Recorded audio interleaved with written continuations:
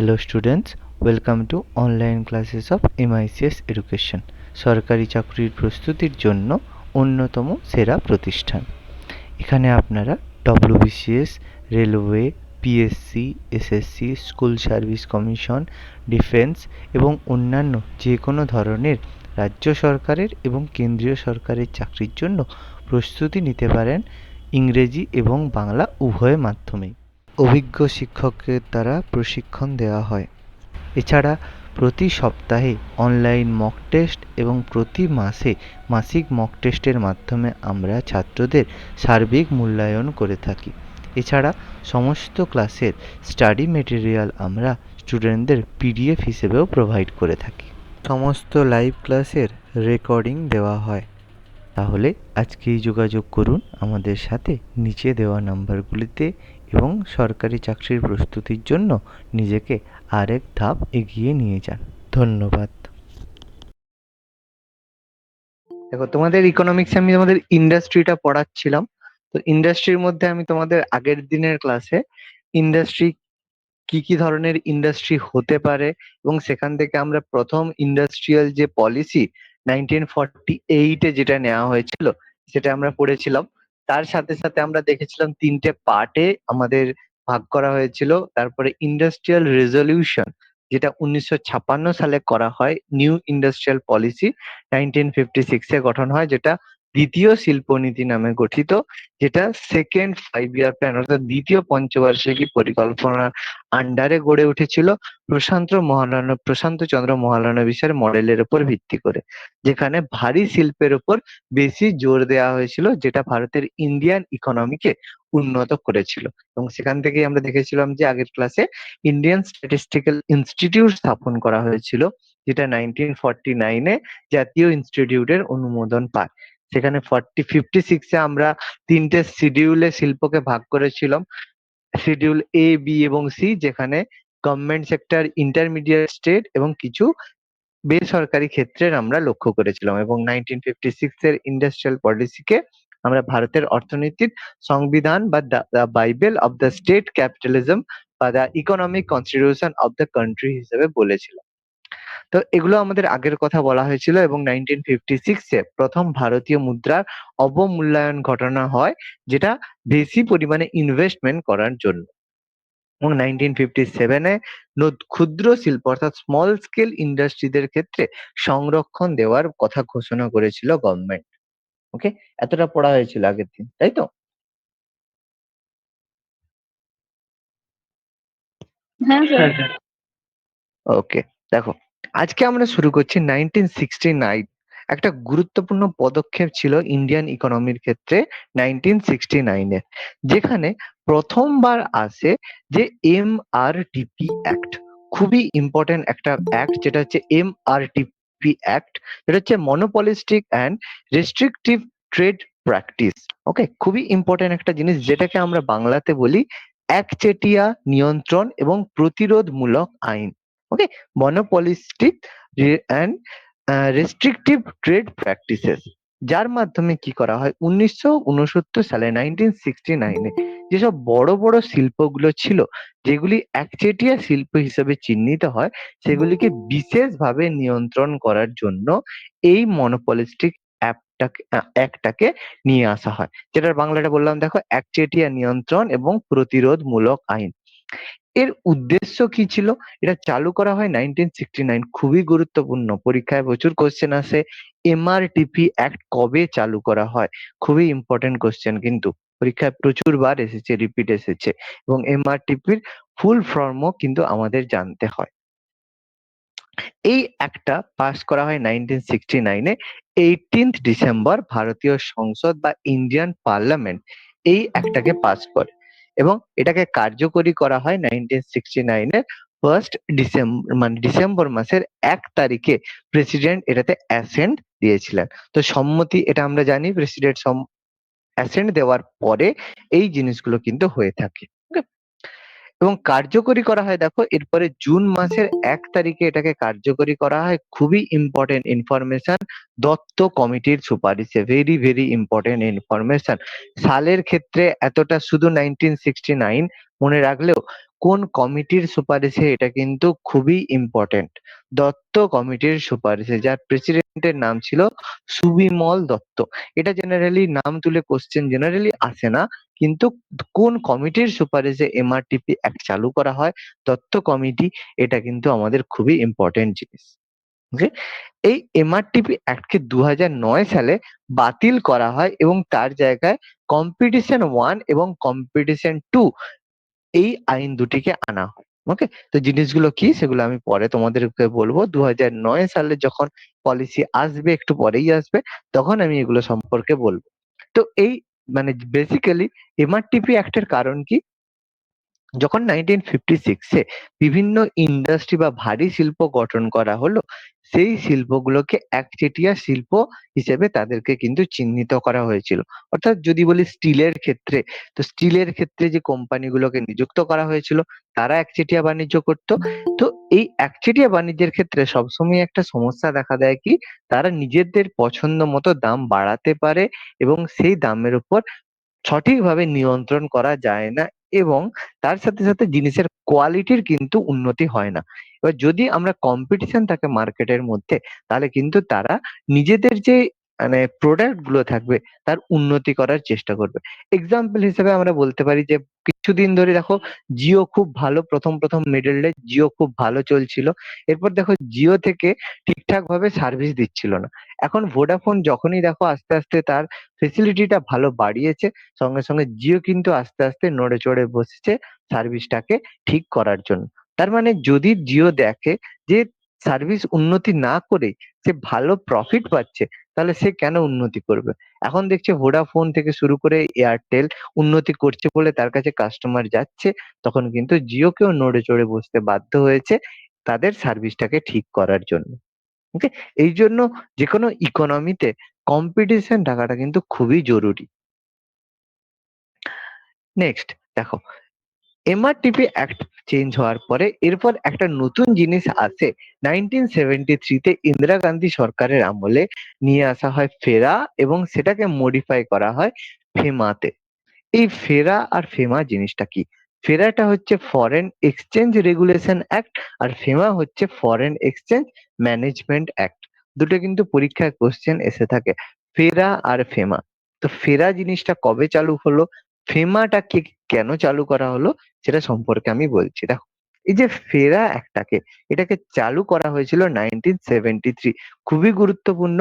1973 তে ফেরাটাকে পাস করা হয় যখন ইন্দিরা গান্ধীর সরকার ছিল, কংগ্রেস সরকার ছিল, তখন এই ফেরা আইনটাকে পাস করা হয়। খুবই ইম্পর্টেন্ট সাল, ফেরা পাস করা হয় 1973। এই ফেরার দেখো নামের মধ্যেই কিন্তু লুকিয়ে আছে যে এর কাজ কি। Foreign exchange regulation act. Foreign exchange মানে কি? বৈদেশিক মুদ্রা। রেগুলেশন মানে সেটাকে কন্ট্রোল করা এবং সেই সংক্রান্ত আইন, অর্থাৎ বিদেশি মুদ্রা নিয়ন্ত্রণ আইন। যেটা এখানে মেনশন রয়েছে দেখো, বিদেশি মুদ্রা যেটা আসে আমাদের ফরেন ক্যাপিটাল এসে থাকে, সেগুলোকে নিয়ন্ত্রণ করার জন্য ফেরা গঠন করা হয়েছিল। অর্থাৎ যেসব দেশি বা বিদেশিরা যেসব বিদেশিরা ভারতে বিভিন্ন সম্পদের ক্ষেত্রে বিনিয়োগ করে থাকে, তারা বিনিয়োগ করে যাতে তাদের টাকাটা ডুবে না যায়, বা তারা যাতে সঠিকভাবে রিটার্ন পেয়ে থাকে, এবং তারা যাতে ভবিষ্যতে আরো ইনভেস্ট করতে চায়, সেই সংক্রান্ত তাদেরকে সুবিধা দান করা। এবং যদি আমরা ছাড় না দিয়ে থাকি, তখন কিন্তু সেই কোম্পানিগুলো এখান থেকে চলে যাবে। সাপোজ ধরো অ্যাজ এ এক্সাম্পল আমরা বলতে পারি যে স্যামসাং কোম্পানি ভারতে এসে বিজনেস করছে, এবং স্যামসাং তার সার্ভিস সেন্টার বা তাদের ফার্ম বেশি বাড়াবে কখন? যদি ইন্ডিয়ান গভর্নমেন্ট তার উপরে রেস্ট্রিকশন কম করে, বা তার উপর সুদ কম দেয়, তার উপর যদি কর কম চাপায়, তখন দেখবে যে এখানে তারা বেশি বিজনেস করতে পারছে, এই জন্য তারা এখানে নিয়ে চলে আসবে। রিসেন্ট দেখো একটা খবর বেরিয়েছিল তোমাদের হচ্ছে ওই স্যামসাং কোম্পানি তাদের চায়না থেকে একটা বড় ব্রাঞ্চকে নিয়ে এসে ইউপি তে সেট আপ করেছে। কারণ কি? ইউপি গভর্নমেন্ট তাদেরকে ভালো ফেসিলিটি দিয়েছে, জায়গা দিয়েছে, এবং বলেছে এখানে এসে ইনভেস্ট করার জন্য। এবং এই যে ইনভেস্টমেন্টের পরে ইন্ডিয়ার জিডিপি কিন্তু যথেষ্ট একটা গ্রোথ করবে। এটা কিন্তু সবসময় এর ক্ষেত্রে সুবিধা। তো সেম ব্যাপার দেখো, এই ফেরা তৈরি করা হয়েছিল এই কারণেই, যাতে বিদেশি যারা এখানে অর্থ বিনিয়োগ করছে তারা যাতে সঠিকভাবে বিনিয়োগ করতে পারে, তারা যাতে সিকিউর থাকতে পারে, এবং তারা যাতে ঠিকঠাক প্রফিট অ্যাডপ্ট করতে পারে, এবং তারা যদি প্রফিট পায় সেটা কিন্তু আমাদের জিডিপির ক্ষেত্রে যথেষ্ট পজিটিভ কাজ হবে। ওকে, তার মানে ফেরা গঠন করা হয়েছিল, কতগুলি কোম্পানিকে ছাড় দেওয়া হয়, অর্থাৎ যেসব বিদেশি কোম্পানি হয় এসে যায় তাদেরকে ছাড় দেওয়ার জন্য ফেরা আইনটা করা হয়। এবং 1973 এই শিল্পনীতির মূল উদ্দেশ্য ছিল দেশের অর্থনৈতিক উন্নয়নের জন্য অগ্রাধিকার ক্ষেত্রগুলোকে চিহ্নিত বিনিয়োগের জন্য চিহ্নিত করা। খুবই গুরুত্বপূর্ণ ফ্যাক্ট দেখো, এই 1973 তে ফেরার মাধ্যমে কি করা হয়, যে আমাদের যে অর্থনৈতিক উন্নয়ন রয়েছে, ইকোনমিক যে ডেভেলপমেন্ট রয়েছে, সেক্ষেত্রে আমাদেরকে কিছু কিছু ইন্ডাস্ট্রিকে আমাদেরকে চিহ্নিত করতে হবে যে এই ইন্ডাস্ট্রিগুলো ফিউচারে আমাদের বেশি পরিমাণে লাভ দেবে। এই যারা এদের লাভ দেবে, দেখো তখন সেই সময়ে স্টিল ইন্ডাস্ট্রির ওপর ফোকাস দেওয়া হয়েছিল বলে আজকে কিন্তু যেকোনো জায়গাতে স্টিল আমাদের কিন্তু কাজে লাগে। যেকোনো কনস্ট্রাকশন বলো, যেকোনো ক্ষেত্রেই স্টিল কিন্তু একদম ম্যান্ডেটরি। স্টিল ছাড়া কিন্তু আমরা চলতেই পারি না। তার মানে সেই টাইমে গভর্নমেন্ট দেখেছিল যে স্টিল ইন্ডাস্ট্রির ওপর আমি যদি রেস্ট্রিকশন কম করি তাহলে তারা এখানে ইন্ডাস্ট্রিটাকে বেশি পরিমাণে বাড়াতে পারবে। তার মানে স্টিল ইন্ডাস্ট্রিকে আমরা এই ফেরার আন্ডারে নিয়ে এসে বেশি সুযোগ সুবিধা দিয়েছিলাম। ওকে, তার মানে এই অগ্রাধিকার ক্ষেত্র সেগুলোকেই বলা হবে যারা কিন্তু পরবর্তীকালে বা ইন ফিউচার বা রিসেন্ট ফিউচারে বেশি পরিমাণে প্রফিট করার সম্ভাবনা যাদের মধ্যে রয়েছে। ওকে, এই সংক্রান্ত দেখো, ফেরা তৈরি করার সাথে সাথে বিদেশি মুদ্রার সমাধান সংক্রান্ত সমাধানের উদ্দেশ্যে ফেরা আইনটি সংশোধন করে নতুন ফেরা আইন, যেটাকে ফেরাকে একটু মডিফাই করে 1973 তে যে ফেরা হয় সেই সংক্রান্ত সমাধানের জন্য ফেরা আইনটিকে প্রবর্তন করা হয় এবং এটিকে কার্যকরী করা হয় 1974 এ। অর্থাৎ একটা অ্যাক্ট পাস করার সাথে সাথে এর মধ্যে প্রবলেম হবে না, এটা তো হতে পারে না। এই জন্য ফেরাকে নতুন ভাবে একটু সংশোধন করে চালু করা হয় 1974 এ। তো আমাদের যদি কোশ্চেন আসে ফেরাকে কবে চালু করা হয়, তাহলে 1973 বলবো। ফেরাকে সংশোধন করে চালু করা হয় কবে, তখন 1974 এ বলবো। ওকে, দেখো যে যতটা বললাম তাদের মধ্যে টোটালি ক্লিয়ার হয়েছে। সৌম্যজিৎ, হ্যাঁ স্যার। দেখো কারো কোনো কোশ্চেন আছে এর মধ্যে, বলো। না স্যার। ওকে, নেক্সট তাহলে আমরা এগোচ্ছি যে এর পরে দেখো 1998 সালে ফেরা আইনটা যেটা চলছিল এটা কন্টিনিউ চলছিল, এক্ষেত্রে কোনো সমস্যা হয়নি। কিন্তু 1998 যখন সেন্ট্রাল গভর্নমেন্টের বাজেট হলো তখন ফেরাকে বন্ধ করে তার জায়গায় নতুন ভাবে একটাকে মডিফাই করে চালু করা হলো ফেমা। ওকে, ফেমা নিয়ে আসা হলো, ফরেন এক্সচেঞ্জ ম্যানেজমেন্ট অ্যাক্ট নেওয়া হলো। অর্থাৎ এক্ষেত্রে দেখো বিদেশিদের দেওয়া হবে যে তাদেরকে সংরক্ষণ বা সুরক্ষা দেওয়া হবে, কিন্তু সেটাকে অন্যভাবে দেওয়া হবে। এই জন্য ফেরার জায়গায় নতুন ভাবে তার নামকরণ করা হলো ফেমা। ওকে, অর্থাৎ এক্ষেত্রে সরকারি যে সংস্থাগুলো রয়েছে তারা এই জায়গায় হস্তক্ষেপ করবে এবং দেখবে তাদের যে ঠিকভাবে তারা যে কার্যকর করা হচ্ছে কিনা, বা তারা ইনভেস্টমেন্ট যে টাকাটা করছে সেই টাকাটা সঠিক পারপাসে ইউজ করছে কিনা, সেটার জন্য গভর্নমেন্ট সরাসরি নজরদারি করবে এবং সেটাকে রেগুলেট করবে। সেই কারণে ফেমা চালু করা হয় 1998 1998 সালে। তাহলে পরীক্ষায় কোশ্চেন যদি আসে ফেরা কবে চালু করা হয়, তাহলে 1973। ফেমা কবে চালু করা হয়, 1998 1998 সাল। ওকে,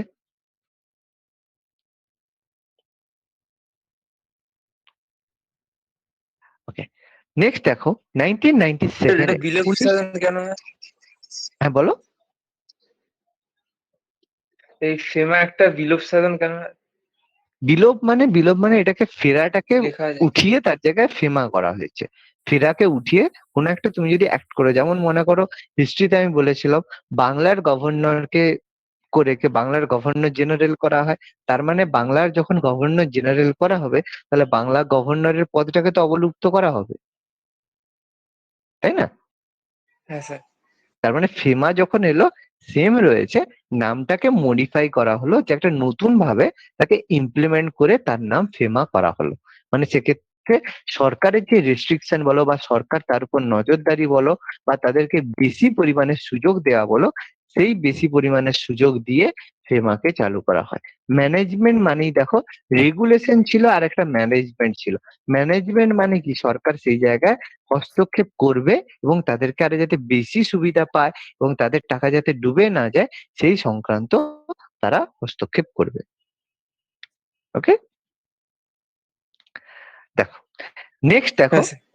1977 1997 সালে একটা গুরুত্বপূর্ণ পদক্ষেপ এলো, সেটা হচ্ছে নতুন শিল্পনীতি জনতা সরকার গ্রহণ করে। অলরেডি আমি বলেছিলাম 1997 কংগ্রেস থেকে বেরিয়ে প্রথমবার অকংগ্রেসীয় প্রধানমন্ত্রী হিসেবে নিযুক্ত হলেন মোরারজি দেশাই, এবং তিনি এসে একটা নতুন ইন্ডাস্ট্রিয়াল পলিসি গঠন করলেন।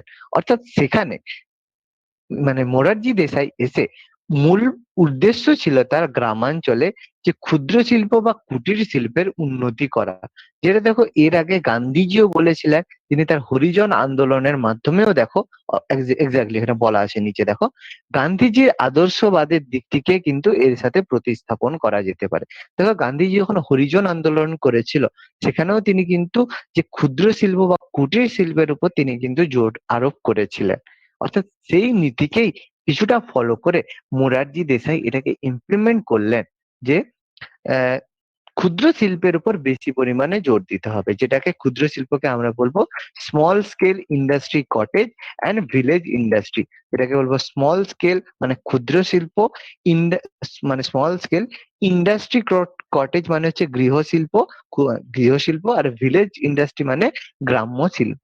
অর্থাৎ এই রেজলিউশনটায় মূলত জোর দেওয়া হয়েছিল স্মল স্কেল ইন্ডাস্ট্রি, কটেজ এবং ভিলেজ ইন্ডাস্ট্রির ওপর। স্মল স্কেল মানে ক্ষুদ্র শিল্প, ইন্ডাস্ট্রি কটেজ এবং ভিলেজ ইন্ডাস্ট্রি মানে বিভিন্ন যে ক্ষুদ্র শিল্প রয়েছে সেই সংক্রান্ত, এবং গ্রামের যে শিল্প রয়েছে, গ্রামাঞ্চলের যে ক্ষুদ্র কুটির শিল্প, তাদের উপর জোর দেওয়া হয়েছিল।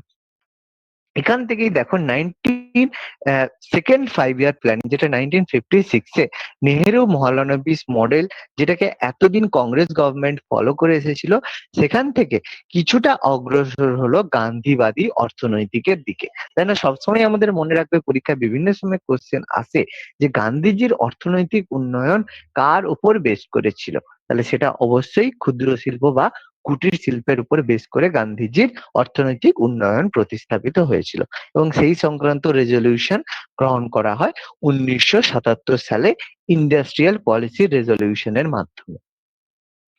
ওকে, ক্লিয়ার এতটা? হ্যাঁ স্যার। ওকে, নেক্সট দেখো, তারপর 1980 আমি বলেছিলাম প্ল্যানিং তোমাদের পড়াটা হয়েছে, এই জন্য আমি বলেছিলাম দেখো আগে প্ল্যানিং চ্যাপ্টারটা তোমাদের এই কারণেই আগে পড়িয়েছি, যে এখান থেকে আমরা যে অর্থনীতিতে যে একটা চাপা মানে উত্থান পতন হয়েছে, সেটা কিন্তু আমরা এই প্ল্যানিং এর মাধ্যমে কিন্তু বুঝতে পেরেছি। তো কারো যদি প্ল্যানিংটা না পড়া থাকে, তাদের কিন্তু এই ক্লাসগুলো অনেকটা মাথার উপর দিয়ে যাবে। তো যদি মনে হয় এই চ্যাপ্টারটা একটু বুঝবে, তাহলে আগে প্ল্যানিং চ্যাপ্টারটা ক্লাসগুলো রেকর্ডিং দেওয়া আছে, ভালো করে দেখে নাও, তারপর এই চ্যাপ্টারটা পড়বে, নাহলে কিন্তু টোটালি গন্ডগোল হবে। ওকে, তো 1980 মোরারজি দেশাই ক্ষমতাচ্যুত হওয়ার পরে ইন্দিরা গান্ধী সরকার অর্থাৎ জাতীয় কংগ্রেস পুনরায় ক্ষমতায় আসে এবং নিজস্ব শিল্পনীতির প্রবর্তন করে। অর্থাৎ আমি বলেছিলাম যে মোরারজি দেশাই যখন ছিলেন, তিনি কিন্তু পঞ্চবার্ষিক পরিকল্পনা থেকে সরে এসে রোলিং প্ল্যানের বা বার্ষিক পরিকল্পনার উপর তিনি কিন্তু জোর আরোপ করেছিলেন। কিন্তু মোরারজি দেশাই ক্ষমতা থেকে চলে যাওয়ার পরে কিন্তু আবার 5 ইয়ার প্ল্যানিং শুরু হয়েছিল, এবং কংগ্রেস সরকার আবার দেখো ভিলেজ কটেজ ইন্ডাস্ট্রির উপর থেকে সরে এসে আবার প্রাইভেট সেক্টরের উপর জোর দেয়। অর্থাৎ সবসময় দেখো একটা ইন্ডাস্ট্রি আমাদের মানে লক্ষ্যটা একটা থেকেছে যে প্রাইভেট সেক্টরের উন্নতি করার লক্ষ্য সবসময় আমাদের ইন্ডিয়ান ইকোনমির ক্ষেত্রে কিন্তু দেখা গেছে। এবং সেক্ষেত্রে দেখো বিভিন্ন ধরনের এবং নিয়ন্ত্রণ এবং লাইসেন্সিং কে হালকা করে দেওয়া হয়। লাইসেন্সিং কে হালকা করার অর্থ যে সবাইকে লাইসেন্স, বেশিরভাগ কোম্পানিকে বেশি পরিমাণে লাইসেন্স বা অনুমোদন দেওয়া। তো লাইসেন্স জিনিসটা কি আমি আগে বলেছিলাম, যে সাপোজ তুমি কোনো একটা ইন্ডাস্ট্রি তৈরি করতে চাইছো, তাহলে সেই ইন্ডাস্ট্রি করার জন্য তোমাকে একটা পারমিশন নিতে হবে। তো সেই সংক্রান্ত তুমি যে কোনো একটা ইস্তাহার গভর্নমেন্টকে দেবে যে আমি এই মানে স্টিল ইন্ডাস্ট্রি করতে চাইছি, আমার মোটামুটি বছরে আমি 1 লাখ টাকা খরচ করব এবং সেখান থেকে আমি 2 লাখ টাকার বিজনেস করব। এবার তুমি, তো তার মানে তুমি ওটা পারমিশন তোমাকে দিয়েছে যে তুমি স্টিল ইন্ডাস্ট্রি নিয়ে, এবার তুমি স্টিল ইন্ডাস্ট্রি পারমিশন নিয়ে তুমি যদি অটোমোবাইলসে ইনভেস্ট করো বা তার সাথে সাথে টেক্সটাইলে ইনভেস্ট করো, তখন কিন্তু তোমাকে গভর্নমেন্ট তার জন্য ফাইন করতে পারে বা তোমার যে ইন্ডাস্ট্রিটা রয়েছে সেটা কিন্তু বাজেয়াপ্তও করে নিতে পারে। অর্থাৎ তোমার লাইসেন্স নেই এই মানে অভিযোগে তোমার কিন্তু ইন্ডাস্ট্রি বাজেয়াপ্ত করা হতে পারে। ওকে, তো এখানে কি করা হয়, লাইসেন্সিং কে হালকা করে দেওয়া হয় যাতে বেশি পরিমাণে প্রাইভেট সেক্টর ইনভেস্ট করতে থাকে। এর উদ্দেশ্য ছিল দেখো আভ্যন্তরীণ বাজারে প্রতিযোগিতাকে বাড়িয়ে তোলা এবং উন্নত প্রযুক্তি গ্রহণ এবং আধুনিক প্রযুক্তির বিস্তার ঘটানো। অবশ্যই আমি বলেছিলাম এই প্ল্যানিং এ, এটা আমাদের প্ল্যানিং চ্যাপ্টারে এই উদ্দেশ্যগুলো সম্পর্কে বলেছিলাম। এছাড়া রপ্তানি বা বিদেশি বিনিয়োগ বেশি করা এবং শিল্প লাইসেন্সিং পদ্ধতির সরলীকরণ ছিল এর অন্যতম বৈশিষ্ট্য। অর্থাৎ শিল্পের ক্ষেত্রে লাইসেন্সিং পদ্ধতিকে যদি সিম্পলিফাই করা হয়, তাহলে কিন্তু বেশি পরিমাণে লোক বা বেশি পরিমাণে ইন্ডাস্ট্রি ইনভেস্ট করবে। অ্যাজ এ এক্সাম্পল, যদি গুজরাটের ক্ষেত্রে দেখি, গুজরাটের লাইসেন্স গ্রহণ পদ্ধতি কিন্তু টাফ নয় বলে গুজরাটে প্রচুর পরিমাণে শিল্প গড়ে উঠেছে। কিন্তু ওয়েস্ট বেঙ্গলের ক্ষেত্রে লাইসেন্স নেওয়ার পদ্ধতি এতটাই জটিল করেছে এবং এক্ষেত্রে রাজনৈতিক যে শক্তিরা রয়েছে তারা এক্ষেত্রে পদ্ধতিটাকে এতটাই কমপ্লিকেটেড করেছে, ওয়েস্ট বেঙ্গলে কিন্তু ইনভেস্টমেন্ট কেউ করতে চাইছে না। অর্থাৎ লাইসেন্সিং পদ্ধতি যদি সরলীকরণ করা হয়, তাহলে কিন্তু বেশি পরিমাণে ইনভেস্টমেন্ট হবে এবং সেক্ষেত্রে সেই রাজ্যেরও জিডিপির সাথে, রাজ্যের জিডিপির উন্নতি হবে, তার সাথে সাথে সেই দেশের জিডিপিরও কিন্তু গ্রোথ হবে। এবং এর সাথে সাথে দেখো টেকনোলজি ট্রান্সফারের পাশাপাশি ফরেন এক্সচেঞ্জের ওপরও কিন্তু জোর দেওয়া হয়। টেকনোলজি ট্রান্সফার বলতে কি, যে কোনো একটা দেশের প্রযুক্তির সাথে সেই দেশের প্রযুক্তিকে এক্সচেঞ্জ করা। অর্থাৎ জাপান হয়তো এগ্রিকালচার যেই পদ্ধতির সাহায্যে করে থাকে, তার থেকে ইন্ডিয়া হয়তো বেটার পদ্ধতিতে এগ্রিকালচার করে থাকে। এবং অটোমোবাইলস এর ক্ষেত্রে যদি দেখি, সেক্ষেত্রে জাপানের পদ্ধতি হয়তো ভালো, ইন্ডিয়ার পদ্ধতি হয়তো একটু ব্যাকডেটেড। তাহলে যদি জাপান তার টেকনোলজি ইন্ডিয়ার সাথে শেয়ার করে আর ইন্ডিয়াও যদি তার টেকনোলজি জাপানের সাথে শেয়ার করে, তাহলে কি হবে, দুটো দেশেরই প্রোডাকশন বৃদ্ধি পাবে, ফলে দুটো দেশেরই জিডিপি গ্রোথ কিন্তু বাড়বে।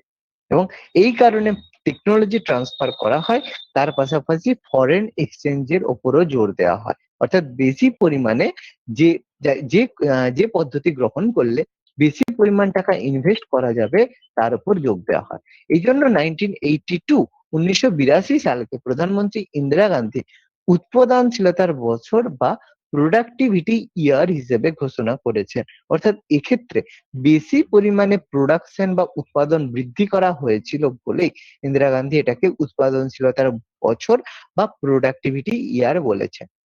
ওকে, দেখো সবসময় ইকোনমিক ক্ষেত্রে প্রোডাক্টিভিটি বা প্রোডাকশন কিন্তু সবসময় গুরুত্বপূর্ণ একটা জায়গা বহন করে। যেমন 1991 এর ক্ষেত্রে আমি বলেছিলাম যে ইন্ডিয়াতে নিউ ইকোনমিক পলিসি গ্রহণ করতে হয়েছিল এবং এখনো অব্দি ইন্ডিয়া কিন্তু ইকোনমিক যে অর্থনৈতিক জরুরি অবস্থা কিন্তু এখনো অব্দি অ্যাডপ্ট করা হয়নি বা এরকম মানে মানে সময় আসেনি যে গ্রহণ করতে হতে পারে।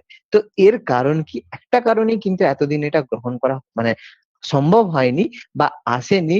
তার কারণ কি, আমরা সব সময় যে জিনিসগুলোকে, কিছু জিনিস থাকে প্রাইভেট সেক্টরের হাতে, কিছু থাকে মানে গভর্নমেন্ট সেক্টরের হাতে। তো সেক্ষেত্রে যদি লস হয়, সেক্ষেত্রে লসের ক্ষেত্রে কিন্তু প্রাইভেট সেক্টরের সাথে সাথে গভর্নমেন্ট সেক্টরও কিন্তু সেই লসটাকে ওভারকাম করার চেষ্টা করে। কিন্তু যদি অনলি প্রাইভেট সেক্টর হয়, তাহলে কিন্তু কোনো কিছু লস হলে সেই কোম্পানি টোটালি শাট ডাউন করে দেওয়া হয়। তো সেক্ষেত্রে লসটা কিন্তু একটু বেশি পরিমাণে হতে পারে, যেটাকে ওভারকাম করা কিন্তু খুবই সমস্যার ব্যাপার হয়ে থাকে। ঠিক আছে? এরই সংক্রান্ত দেখো অনাবাসী ভারতীয়দের, এনআরআই যাদের নন রেসিডেন্ট ইন্ডিয়ান বলা হয়, তাদের বিনিয়োগের জন্য বিশেষ পরিমাণে ছাড় দেওয়া হয়। তো এই এনআরআই কাদেরকে বলা হয়? যে এনআরআই বলা হয় যে বিদেশে অনেক ইন্ডিয়ান থাকে। আচ্ছা, একটু এই সংক্রান্ত একটা কোশ্চেন করি, অনেকেরই পড়া হয়েছে, উত্তর দেওয়া উচিত। যে এনআরআই দের ভারতের নাগরিকত্ব দেয়া হয়েছিল, মানে ডুয়েল সিটিজেনশিপ করা হয়েছিল এনআরআই দের জন্য কত সালে? কোন সিটিজেনশিপ অ্যাক্টের মাধ্যমে? বলো সৌম্যজিৎ। স্যার 2003 না? বাকিরা বাকিরা 2003 না 2005? ভেবে চিন্তে বলো, ভাবনা চিন্তা করে 2003 বলো। স্যার, 2003। বাকিরা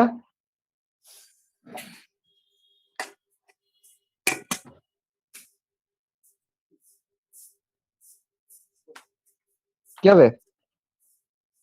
কারো পড়া হয়নি? ভুলে গেছো পুরো? দেখো, একদম ঠিক বলেছো, 2003 সালে। ওকে, এটা মনে ছিল 2003 স্যার সালে। প্রশ্নটা। অবশ্যই অবশ্যই অবশ্যই আছে, ঠিক কথাই বলেছো। 2003 সালে যে এনআরআই যারা রয়েছে তাদেরকে PIO, peoples of Indian origin card দেওয়ার মাধ্যমে ডুয়েল সিটিজেনশিপ বা দ্বৈত নাগরিকত্ব দেওয়া হয়েছিল। পড়তে হবে, এগুলো পড়তে হবে, যে কোনো চ্যাপ্টার থেকে যে কোনো জায়গা থেকে কোশ্চেন আসবে, পড়তে হবে। শুধুমাত্র ক্লাস করে নিলে হবে, নিজেদেরকে একটু পড়তে হবে। ওকে, নেক্সট দেখো। এরপর দেখো, খুবই একটা গুরুত্বপূর্ণ একটা ব্যাংক এস্টাবলিশ করা হয়েছিল, সেটা হচ্ছে এক্সিম ব্যাংক। তো এক্সিম ব্যাংক জিনিসটা কি? এক্সিম ব্যাংক অন্যান্য ব্যাংকের মতো ব্যাপার নয়। এক্সিম ব্যাংক হচ্ছে আমদানি রপ্তানির ক্ষেত্রে ভারতের সর্বোচ্চ ব্যাংক হলো এক্সিম ব্যাংক। ফুল ফর্ম হচ্ছে export import bank of India, যার হেডকোয়ার্টার মুম্বাইতে অবস্থিত। খুবই গুরুত্বপূর্ণ ব্যাপার। দেখো, এই এক্সিম ব্যাংকের কাজ কি থাকে?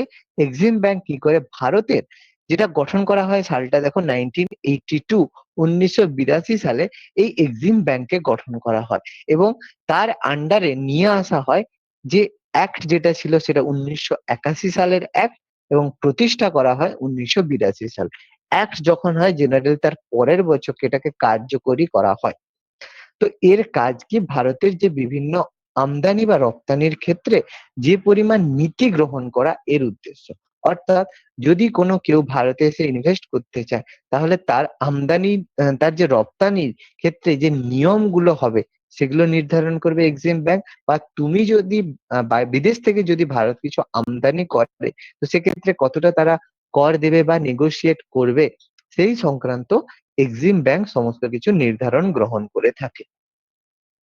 দেখো, এই এক্সিম ব্যাংক খুবই গুরুত্বপূর্ণ। দেখো, প্রতিষ্ঠা হয় 1982 এবং একটা ছিল export import bank of India act. অনেক সময় অ্যাক্ট তুলেও কোশ্চেন আসে, কোন আইনের মাধ্যমে? Export import bank of India act 1981 এর অধীনে এক্সিম ব্যাংক গঠন করা হয়, যেটা ভারতের আমদানি রপ্তানির ক্ষেত্রে সর্বোচ্চ ব্যাংক বা এই সংক্রান্ত বিভিন্ন নীতি গ্রহণ করে থাকে।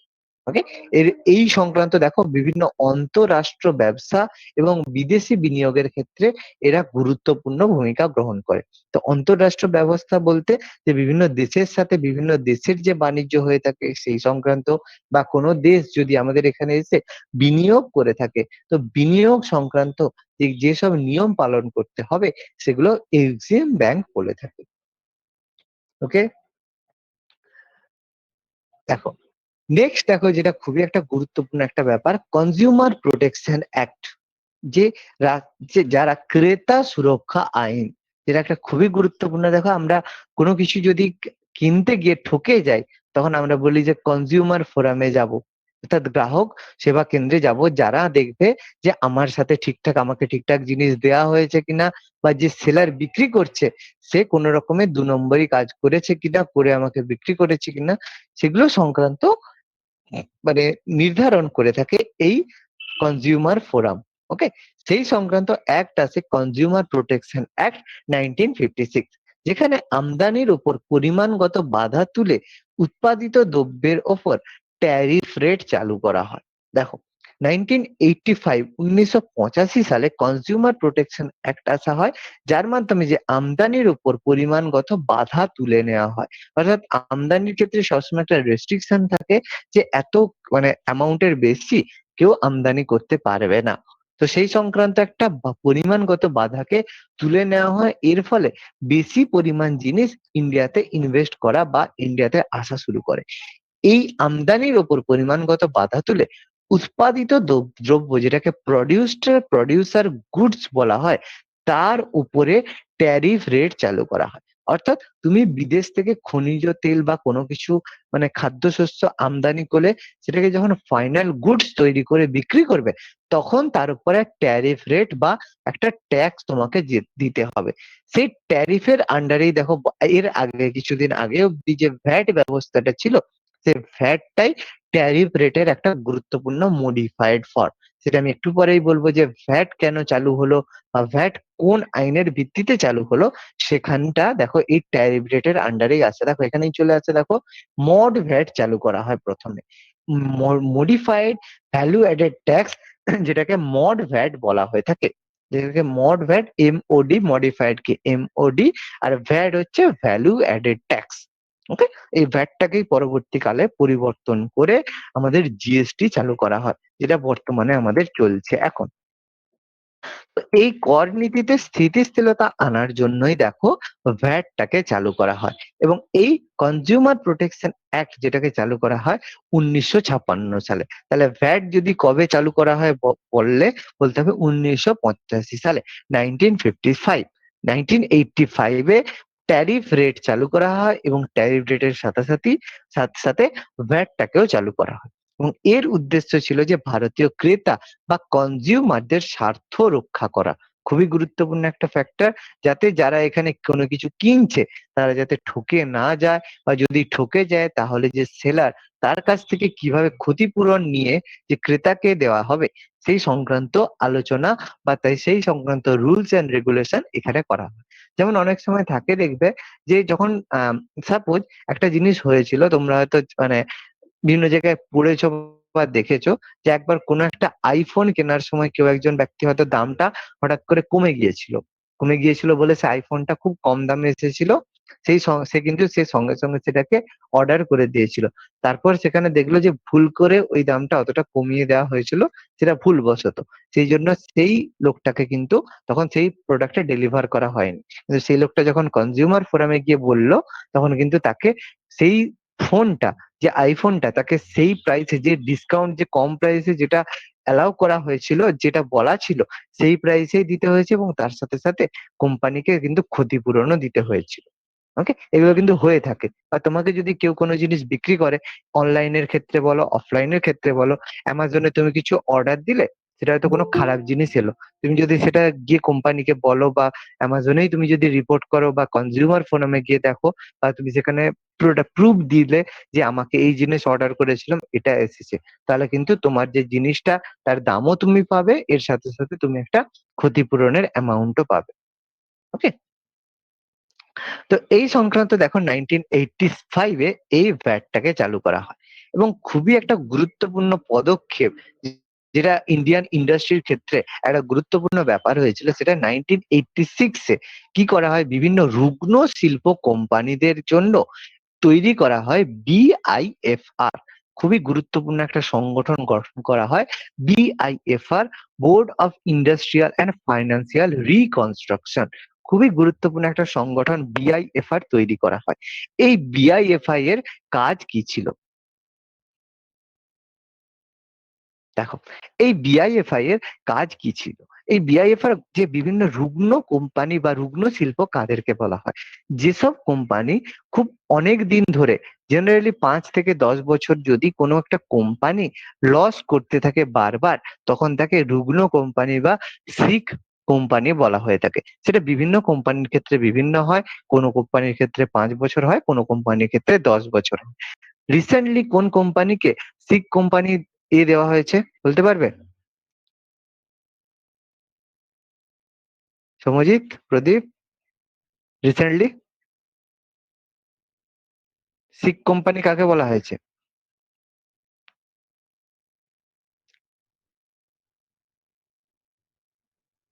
যা, স্যার জানি না।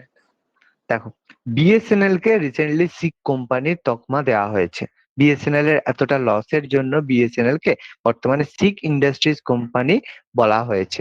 এবং 1986 এ এই শিখ ইন্ডাস্ট্রিজ কোম্পানির অ্যাক্ট চালু করার পাশাপাশি 1987 এ গঠন করা হয় board of industrial and financial reconstruction, যেটাকে BIFR বলা হয়ে থাকে। ওকে, খুবই গুরুত্বপূর্ণ, দেখো পরীক্ষায় এসে থাকে যে ফুল ফর্ম অফ BIFR এবং BIFR এর কাজ কি ছিল, এটাও কিন্তু মাঝে মাঝে পরীক্ষায় কোশ্চেন এসে থাকে। BIFR, board of industrial and financial reconstruction, খুবই গুরুত্বপূর্ণ একটা পদক্ষেপ ছিল। ওকে, কিন্তু এই এই ক্ষেত্রে BIFR কে যেই উদ্দেশ্যে তৈরি করা হয়েছিল, BIFR মানে ফল কিন্তু সেই সংক্রান্ত বা ততটা কিন্তু হতে পারেনি। ওকে, এরপর যে 1986 এর BIFR গঠনটাকে সেভাবে না করার জন্য 1988 এ গভর্নমেন্ট কি করলো, এই রুগ্ন শিল্পকে জাতীয়করণ না করে যেগুলো অপ্রয়োজনীয় সরকারি ক্ষেত্র রয়েছে বা যেগুলোকে আনভিয়েবল পাবলিক সেক্টর রয়েছে, সেগুলোকে বন্ধ করে দেওয়া এবং যেগুলোকে বন্ধ না করা হচ্ছে সেগুলোকে বেসরকারিকরণ করার জন্য করার জন্য উন্মুক্ত করা হয়। মানে যেটাকে বলা হয় গভর্নমেন্ট তার শেয়ারটাকে প্রাইভেটের কাছে দিয়ে দিল, মানে যেটাকে এখন প্রাইভেটাইজেশন বলা হয়ে থাকে। অর্থাৎ BIFR প্রথমে গঠন করা হয় 1986 এ, যার মাধ্যমে যেসব রুগ্ন শিল্পগুলো ছিল তাদেরকে উন্নতি করার চেষ্টা করা হয়। কিন্তু সেই সংক্রান্ত যখন কাজ হলো না, তখন 1988 এ সরকার এগুলোকে আর ন্যাশনালাইজ না করে প্রাইভেটকে বিক্রি করে দিল বা প্রাইভেটকে বিক্রি করার জন্য উন্মুক্ত করলো শেয়ারকে। অর্থাৎ সাপোজ যদি আমরা বলি যে সেল যেটা রয়েছে, যে সেল যেটা রয়েছে তার শেয়ার প্রথমে গভর্নমেন্টের হাতে ছিল, তারপর সেটাকে কি করলো প্রাইভেটের হাতে ট্রান্সফার করে দেওয়া হলো। অর্থাৎ 51% শেয়ার বা 49% শেয়ারের মালিকানা প্রাইভেটের হাতে থাকবে।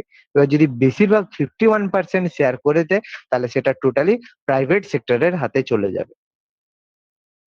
এরপরে দেখো 1988 এর পরে ভারতের যে মূলধনের বাজার রয়েছে, মূলধনের বাজার যেটা হচ্ছে ক্যাপিটাল মার্কেট রয়েছে, সেটাকে নিয়ন্ত্রণ করার জন্য 1987 সালে সেবি গঠন করা হয়। আমি তোমাদের পাবলিক ফাইন্যান্স চ্যাপ্টারটা পড়াবো, আবার পড়াবো, যাদের অনেকের হয়ে গেছে তা তোমরা হচ্ছে সৌম্যজি তোমাদের একবার হয়েছে ক্লাসগুলো, এগুলো আমি আরেকবার রিপিট করাবো। আরো নতুন ভাবে আমি তোমাদেরকে বলবো যে ক্যাপিটাল মার্কেট, আমরা যে মার্কেট সম্পর্কে পড়বো, কিছু অর্গানাইজড মার্কেট হয়, কিছু ইনঅর্গানাইজড মার্কেট হয়, সেই মার্কেট গুলো কিরকম কাজ করে থাকে সেগুলো আমরা সমস্ত কিছু জানবো। এগুলো ফাইন্যান্স চ্যাপ্টারে, পাবলিক ফাইন্যান্স চ্যাপ্টার রয়েছে, সেখানে আমরা পড়বো। এখানে দেখো বলা আছে যে আমাদের যে ক্যাপিটাল মার্কেট বা মূলধনের বাজার রয়েছে, সেই মূলধনের বাজারকে নিয়ন্ত্রণ করার জন্য গঠন করা হয় সেবি। খুবই একটা গুরুত্বপূর্ণ সংগঠন। সেবি হচ্ছে securities and exchange board of India, যেটাকে সেবি গঠন করা হয়। এই সেবি এরা কি করে, যে বিভিন্ন আর ক্যাপিটাল মার্কেট যে হয়েছে তাদের কাজকর্মকে নিয়ন্ত্রণ করে থাকে। যেমন আমি যদি বলি শেয়ার মার্কেটের ক্ষেত্রে, তাহলে শেয়ার মার্কেটে তুমি টাকা ইনভেস্ট করলে এবং শেয়ার মার্কেটটা ডুবে গেল, তখন তোমার লস হয়ে গেল। বা সাপোজ ধরো তুমি কোনো ইন্স্যুরেন্স কোম্পানিতে টাকা দিলে, সে তোমাকে সেই টাকাটা রিটার্ন দিল না, তাহলে সেক্ষেত্রে কি হবে, তোমার টাকাটা ডুবে গেল।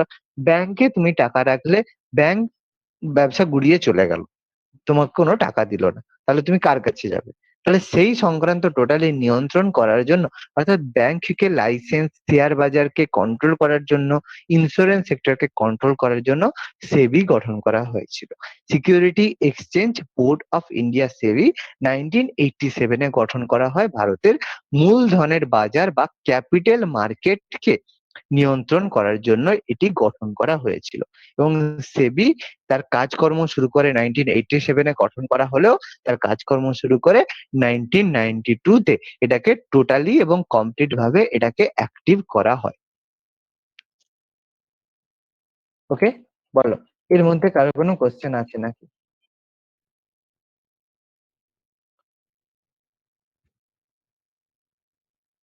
হ্যাঁ স্যার।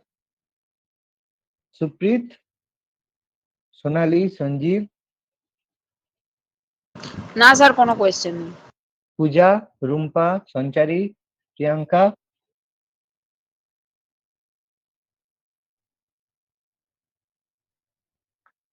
ওকে, দেখো নেক্সট আমি শুরু করছি একটা গুরুত্বপূর্ণ জায়গায়, এবার আমরা পৌঁছে গেছি। সেটা হচ্ছে 1991 সালে নিউ ইন্ডাস্ট্রিয়াল পলিসি, যেটাকে আমরা ইকোনমিক রেভলিউশনও বলে থাকি। ওকে, খুবই গুরুত্বপূর্ণ একটা পদক্ষেপ, যেটা হচ্ছে তৎকালীন ভারতের প্রধানমন্ত্রী ছিলেন পিভি নরসিম্হা রাও। খুবই গুরুত্বপূর্ণ একটা পদক্ষেপ ছিল। পিভি নরসিম্হা রাও এর প্রধানমন্ত্রী হওয়ার পিছনেও একটা যথেষ্ট বড় কাহিনী রয়েছে। ওকে, যেটা আমরা কনস্টিটিউশন ক্লাসে তোমাদের এখন হচ্ছে চলছে, একটা ব্যাচে তোমাদের ব্যাচে চলছে, ব্যাচ 2 তে তোমাদের চলছে, যে পিভি নরসিম্হা প্রধানমন্ত্রীর চ্যাপ্টারটা তোমাদের পড়ানো হচ্ছে। ওখানে আমি তোমাদের একটা ক্লাস হয়েছে, সেকেন্ড ক্লাসটা এখনো হয়নি। সেখানে আমি নরসিম্হা রাও কেন প্রধানমন্ত্রী নিযুক্ত হলো, কোনো পার্টি মেজরিটি না পাওয়ার জন্য কিন্তু প্রাইম মিনিস্টার তাকে, নরসিম্হা রাওকে প্রধানমন্ত্রী হিসেবে নিযুক্ত করেছিল। এবং সেই সিদ্ধান্তটা যে একটা বড় স্টেপ ছিল, কোনো রাজনৈতিক নেতৃত্ব থেকে না করে পিভি নরসিম্হা রাওকে করা হয়েছিল, এবং তার ফল কতটা ভালো হয়েছিল সেটা কিন্তু ইন্ডিয়া তখন দেখেছিল, যেটা একটা বড় গুরুত্বপূর্ণ পদক্ষেপ ছিল। এই সংক্রান্ত দেখো 1991 সালে পিভি নরসিম্হা রাওয়ের আসার পরেই ভারতকে নিউ ইকোনমিক পলিসি গ্রহণ করতে ভারত বাধ্য হয়েছিল। তার কারণ ছিল যে অলরেডি দেখো, ভারতকে ভারত সবসময় একটা মানে ক্যাপিটালিস্ট এবং সোশ্যালিস্টের মিক্সড ইকোনমির মধ্যে দিয়ে চলা শুরু করে। অর্থাৎ নতুন এই পদ্ধতি কিন্তু ভারত সবসময় গঠন করে। এবং তার কারণে কি হয়, বিভিন্ন সময় দেখা গেছে যে যেগুলো টপ মোস্ট কান্ট্রি হয়ে থাকে, আমেরিকা বলো, তারা দেখো যখন লস করে তাদের কিন্তু টোটাল সেক্টরটা কোলাপস করে যায়। অর্থাৎ তাদের ইকোনমি যখন ফল করে তখন কিন্তু তাদের খুবই জরুরি অবস্থা সিচুয়েশন হয়ে যায়। কিন্তু আমাদের যদি ইকোনমি কিন্তু সবসময় যখন অর্থনৈতিক মন্দা হয়, আমাদের কিন্তু তার মানে হাওয়াটা সারা বিশ্বে পড়লেও ভারতে কিন্তু খুব বেশি পড়ে না। তার কারণ একটা বড় ফ্যাক্টর, ভারত টোটালি ক্যাপিটালিস্ট ইকোনমির মধ্যে ফলো করে না বলেই। যদি কোনো দেশ টোটাল ক্যাপিটালিস্ট ইকোনমি ফলো করে, তখন কিন্তু সেই জায়গায় লস হওয়া মানে টোটালি ইকোনমি কলাপসড হয়ে যাবে। তো এই সংক্রান্ত এই কারণেই দেখো যথেষ্ট গুরুত্বপূর্ণ এবং ভাবনা চিন্তা করেই জওহরলাল নেহেরু কিন্তু এই মিশ্র ইকোনমির পথ গ্রহণ করেছিল। ওকে, যেটা বর্তমানে ইন্ডিয়া এটাকে ব্রেক করার চেষ্টা করছে, এবং ব্রেক হচ্ছে, হয়েও যাবে। তো এটা খুবই একটা অ্যালার্মিং সিচুয়েশন কিন্তু আমাদের জন্য। তো 1991 সালে পিভি নরসিম্হা রাও ভারতে আসার সাথে সাথে নিউ ইকোনমিক পলিসি গ্রহণ করা হয়। এর কারণ কি ছিল, যে বিদেশি যেসব বাণিজ্য আইএমএফ এর কাছ থেকে ভারত মাত্রার বেশি অর্থাৎ লিমিটের বেশি লোন নিয়ে ফেলেছিল। তখন আইএমএফ এর শর্ত অনুযায়ী ভারতকে কিন্তু নিউ ইকোনমিক পলিসি বা নতুন অর্থনীতি গ্রহণ করতে ভারত বাধ্য হয়েছিল। এবং এর মাধ্যমে বলেছিলাম দেখো, এলপিজি করা হয়েছিল, মনে আছে? লিবারাইজেশন, প্রাইভেটাইজেশন এবং গ্লোবালাইজেশন করা হয়। ওকে, এলপিজি করা হয় নিউ ইন্ডাস্ট্রিয়াল পলিসির মাধ্যমে। এর ফলে কি হয়, সরকারি ক্ষেত্রকে বেসরকারিকরণ বা প্রাইভেটাইজেশন করার উপরে জোর দেওয়া হয়। বেসরকারিকরণ বা প্রাইভেটাইজেশন করার উপরে কিন্তু জোর দেওয়া হয়। এর ফলে কি হয়, যে সরকারি ক্ষেত্রে গুরুত্বকে কিছুটা হ্রাস করা হয়। এর ফলে কি হয়, বেশি পরিমাণে লোক এর উপর ইনভেস্ট করা শুরু করে, এবং এর যে কর্মসূচিগুলো ছিল, যে কি কি জিনিস এর আন্ডারে গ্রহণ করা হয়, লাইসেন্সিং নীতি তুলে দেওয়া হয়। অর্থাৎ যে কোনো কিছু ইন্ডাস্ট্রির ক্ষেত্রে লাইসেন্স নেওয়া বাধ্যতামূলক, এটাকে কিন্তু তুলে দেওয়া হয়। এর ফলে অনেকে যে যেরকম খুশি বা নিজের পছন্দের মতো বিজনেস করতে শুরু করে। এবং গুরুত্বপূর্ণ দেখো, এমআরটিপি অ্যাক্টের ঊর্ধ্ব সীমাকে তুলে দেওয়া হয়। অর্থাৎ বিনিয়োগের ক্ষেত্রে কোনো রকমের রেস্ট্রিকশন দেওয়া বন্ধ করা হয়। অর্থাৎ যে তুমি আরোপ করো, তুমি যতটা পরিমাণ ইম্পোর্ট করো, যতটা কিছু শেয়ার করো, বিক্রি করো, তোমার উপর কোনো রকম রেস্ট্রিকশন থাকবে না। অর্থাৎ তুমি বিদেশ থেকে আমদানির সময় 5 কিলো নয়, তুমি 50 কিলো আমদানি করো, আমার কোনো অসুবিধা নেই। তো এমআরটিপি অ্যাক্টে যে আপার লেভেল ছিল, সেটাকে কিন্তু তুলে দেওয়া হয় এই 1991 এর প্রাইভেটাইজেশন এর মাধ্যমে। এরপর বিদেশি বিনিয়োগ এবং বিদেশি প্রযুক্তিকে প্রবেশের সুযোগ সুবিধা প্রদান। অর্থাৎ যেসব বিদেশি কোম্পানিরা রয়েছে, তারা যাতে ইজিলি এখানে এসে ইনভেস্ট করতে পারে, তাদেরকে সুযোগ সুবিধা দেওয়া হলো। এবং শিক্ষা প্রতিষ্ঠানের ব্যাপারে এলাকা নির্দিষ্টকরণ, উদারীকরণ করা হয়। বিভিন্ন শিক্ষা প্রতিষ্ঠানকে উদারীকরণ শিক্ষা দেওয়া হলো। এছাড়া যেগুলো অলাভজনক এবং রুগ্ন শিল্প রয়েছে তাদেরকে বন্ধ করার সিদ্ধান্ত নেওয়া হয়। অর্থাৎ এর আগে বললাম দেখো যে বিআইএফআর তৈরি করা হয়েছিল এই রুগ্ন শিল্পগুলোকে মডিফাই করার জন্য, কিন্তু বিআইএফআর যখন ঠিকঠাক ভাবে কাজ করলো না তখন আমরা প্রাইভেটাইজেশনের মাধ্যমে সেই কোম্পানিগুলোকে প্রাইভেটের হাতে তুলে দেওয়ার চেষ্টা করা হলো।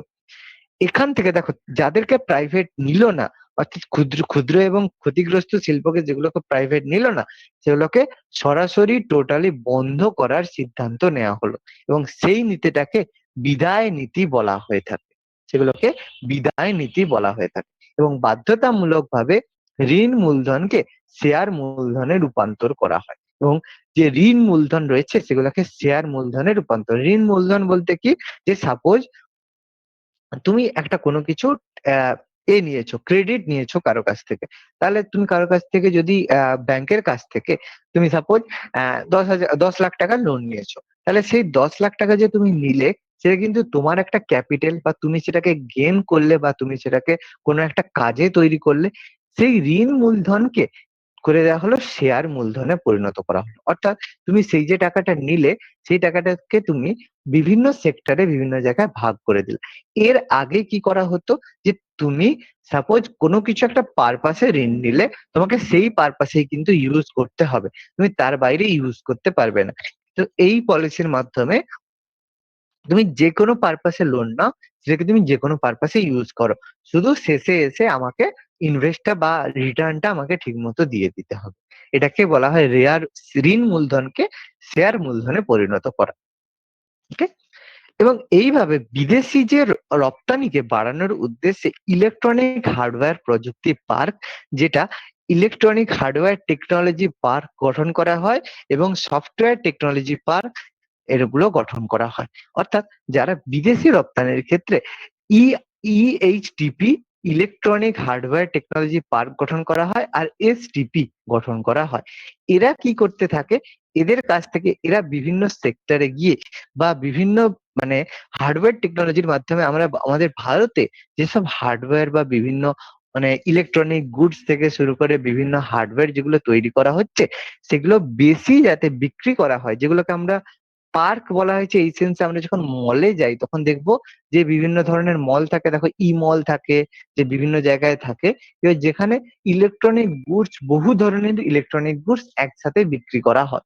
যেমন সাপোজ তুমি একটা মার্কেটে গেলে সেখানে কম্পিউটার, টিভি, ফ্রিজ থেকে শুরু করে সমস্ত কিছু বিক্রি হচ্ছে, তাহলে সেগুলোকে আমরা ইলেকট্রনিক হার্ডওয়্যার টেকনোলজি পার্ক বলবো। অর্থাৎ মল যেটা রয়েছে সেটাকে একটু বড়ভাবে পার্ক হিসেবে তৈরি করা হয়। আর কিছু কিছু হয় সফটওয়্যার টেকনোলজি পার্ক, যেখানে বিভিন্ন রকম সফটওয়্যার সেগুলো কাজ করে থাকে, যেমন ফটোশপ, প্রিমিয়ার প্রো, বিভিন্ন ধরনের যে সফটওয়্যার থাকে, মাইক্রোসফট ওয়ার্ড, বিভিন্ন ধরনের যে সফটওয়্যার থাকে সেগুলোকে একসাথে নিয়ে এসে সেগুলোকে কাজ করার জন্য সফটওয়্যার টেকনোলজি পার্ক বা এসটিপি গঠন করা হয়।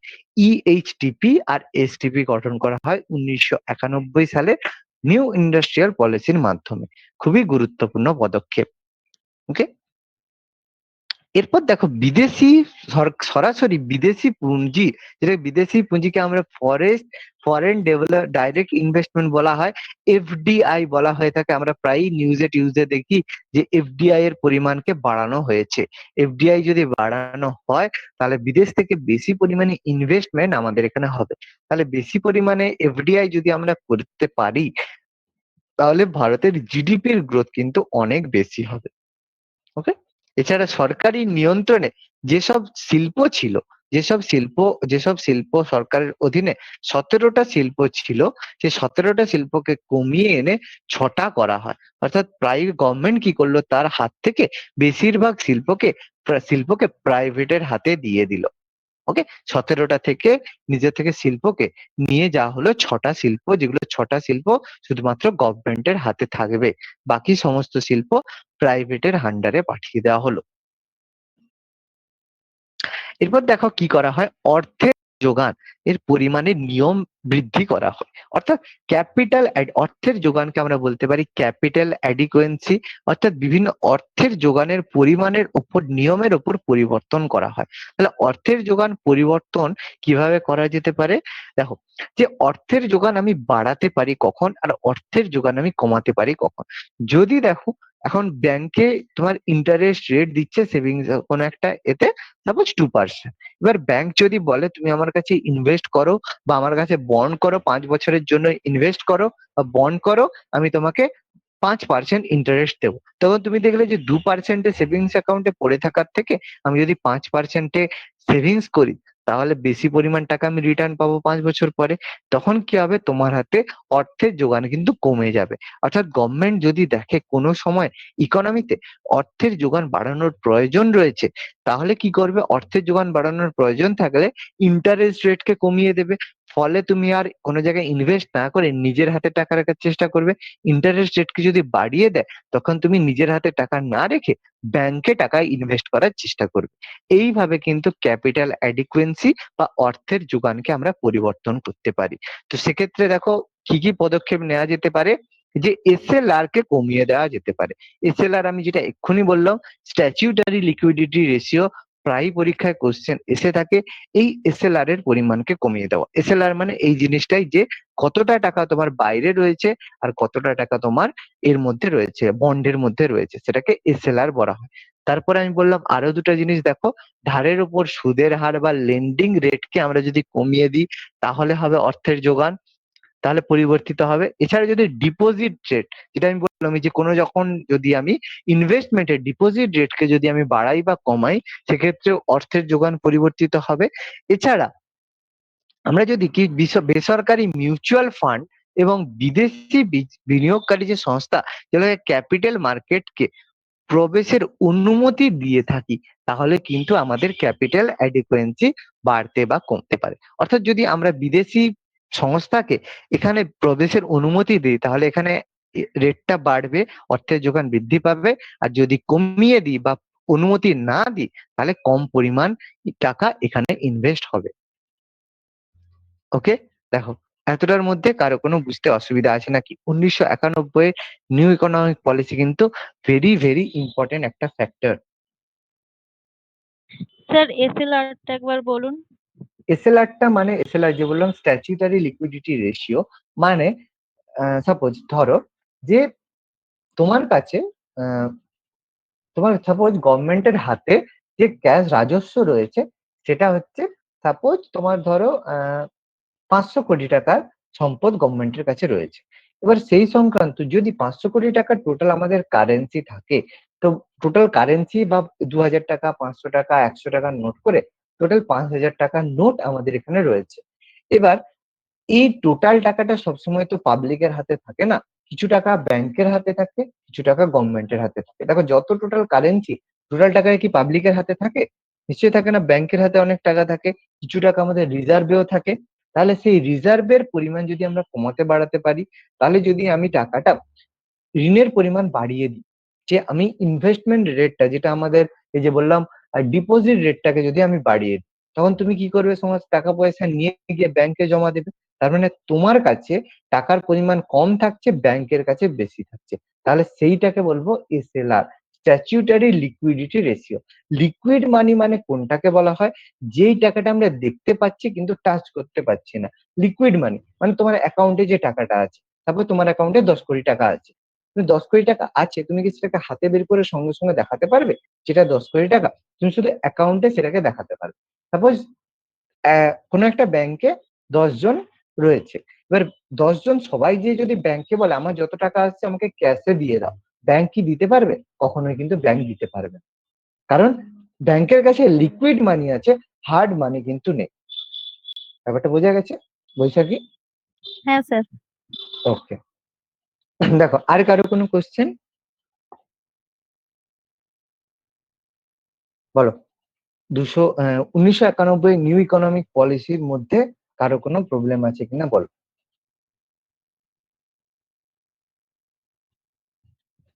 হ্যাঁ স্যার। ওকে, নেক্সট দেখো, এবার ভারতের যে রুগ্ন শিল্প যেটা বলা হয়েছিল, যে রুগ্ন শিল্প বা সিক ইন্ডাস্ট্রি বলা হয়েছিল, সেটাকে করার জন্য কি কি করা হয়েছিল। অলরেডি আমি কিছু কিছু জিনিস বলেছি, আরো একটু কিছু জিনিস বলবো।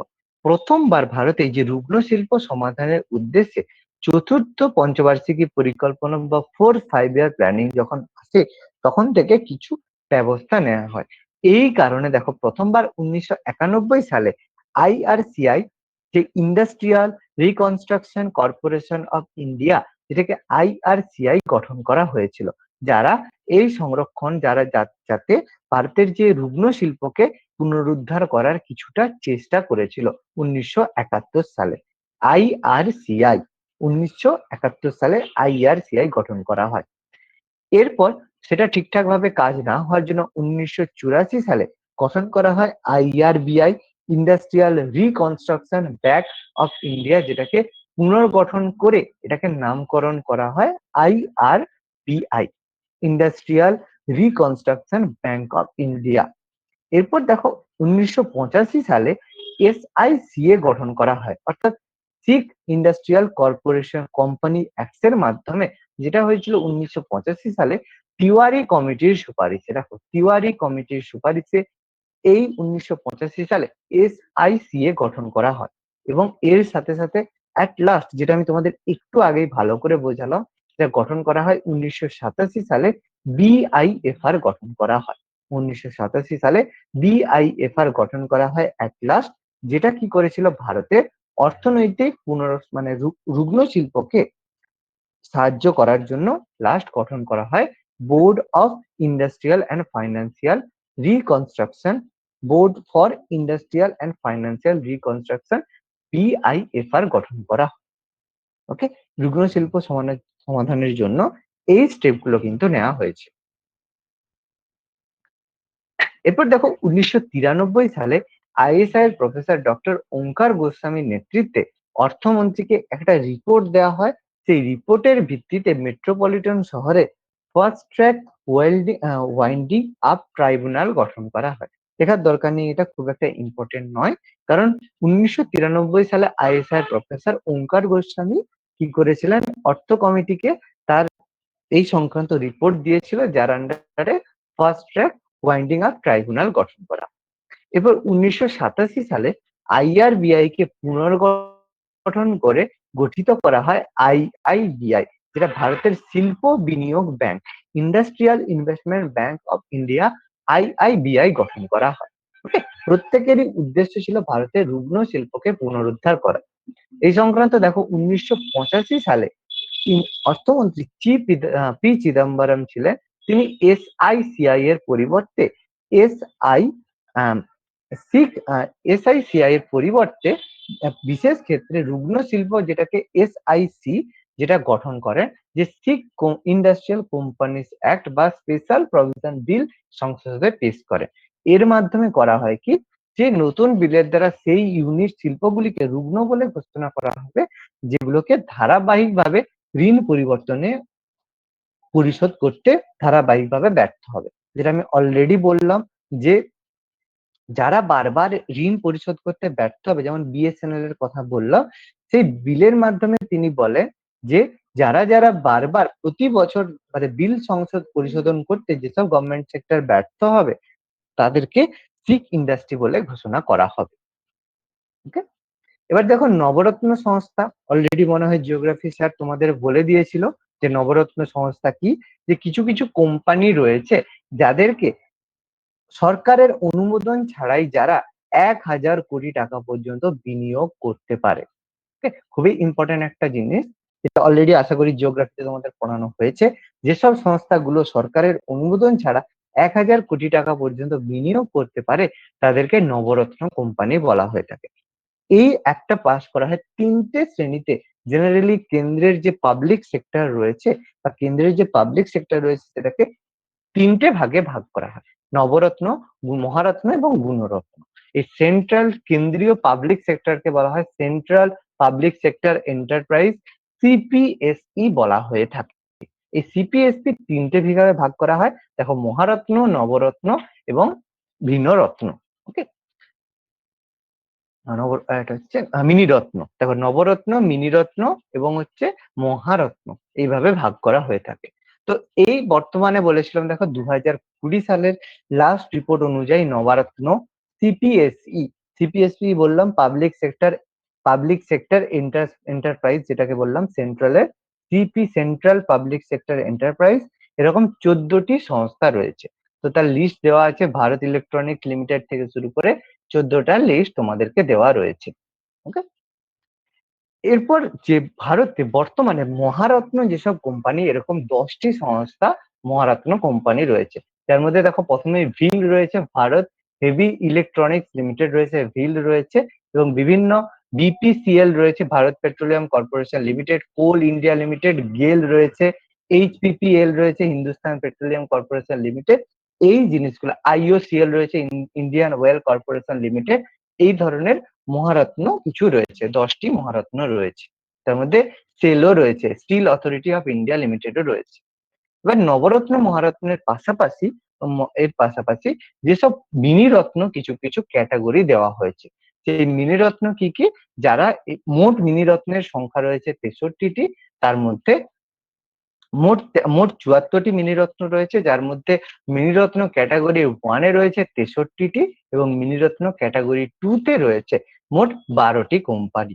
এইভাবে মোট 74টি মিনিরত্ন কোম্পানি রয়েছে বর্তমানে। এগুলো কিন্তু পরীক্ষায় কোশ্চেন এসে থাকে, বর্তমানে কতগুলো নবরত্ন কোম্পানি, কতগুলো মহারত্ন কোম্পানি, কতগুলো মিনিরত্ন কোম্পানি, এগুলো কিন্তু মাঝে মাঝে পরীক্ষায় কোশ্চেন এসে থাকে। ওকে, স্যার মোট 75টা হচ্ছে তো। 75 হচ্ছে কি? হ্যাঁ, তাহলে 75 হবে, 75 হবে। ওকে, তাহলে এই যোগটা ভুল হয়েছে, 75 হবে, 75টা। 63 আর 12 হচ্ছে মোট 75।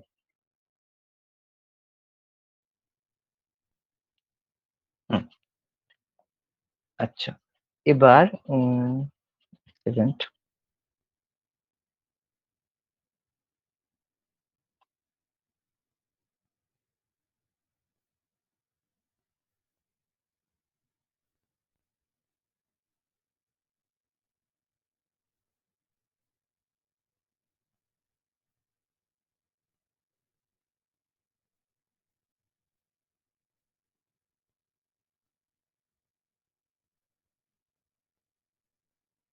আচ্ছা, ঠিক আছে, আজকে এতটাই রইলো। নেক্সট দিন আমি তোমাদের কিছু কোম্পানি রয়েছে, যে কোম্পানি এবং শিল্পের জন্য মানে কমিশন রয়েছে, ন্যাশনাল লেবার কমিশন থেকে শুরু করে, এবং শিল্পের জন্য যেসব টাকা এসে থাকে, তারা কিভাবে মানে কিভাবে তারা কাজ করে, বা সেই টাকাগুলো কিভাবে ইনভেস্ট হয়ে থাকে, সেই সংক্রান্ত আমি তোমাদের নেক্সট দিন ক্লাসে কমপ্লিট করব। ওকে, সেই সম্পর্কে আমি তারপরে তোমাদের কিছু যতটা বললাম তার মধ্যে সবাই একটু ভালো করে পড়ে থাকবে। আমি তোমাদের হচ্ছে এইটা পড়াবো এবং তার সাথে সাথে কিছু ইম্পর্টেন্ট টার্ম কিছু পড়াবো, যেগুলো বললে বিদায় নীতি কি থেকে শুরু করে শ্রমিক সংঘ কিভাবে কাজ করে, কোর সেক্টর, এরকম কিছু কিছু জিনিস রয়েছে যেগুলো আমি তোমাদেরকে আরেকবার পরে একটু বলবো। এবং তার সাথে সাথে পরের দিন যতটা পড়ানো হলো এই টপিকটা আমি কমপ্লিট করে 30 থেকে 35টা আমি এমসিকিউ করাবো, শুধুমাত্র ইন্ডাস্ট্রির উপর ভিত্তি করে। ওকে, তো সবাই একটু ভালো করে পড়বে। নেক্সট দিন আমাদের বাকি যে কন্টেন্টটা রয়েছে সেটা শেষ হবে, এবং তার সাথে সাথে আমরা কিছু এমসিকিউ করব। ওকে, ধন্যবাদ ভিডিওটি দেখার জন্য। আমাদের ভিডিওটি কেমন লাগলো অবশ্যই কমেন্ট বক্সে জানাবেন, এবং পরবর্তী ক্লাসের এই ধরনের ভিডিও পেতে অবশ্যই আমাদের চ্যানেল MIC এডুকেশন সাবস্ক্রাইব করবেন। ধন্যবাদ।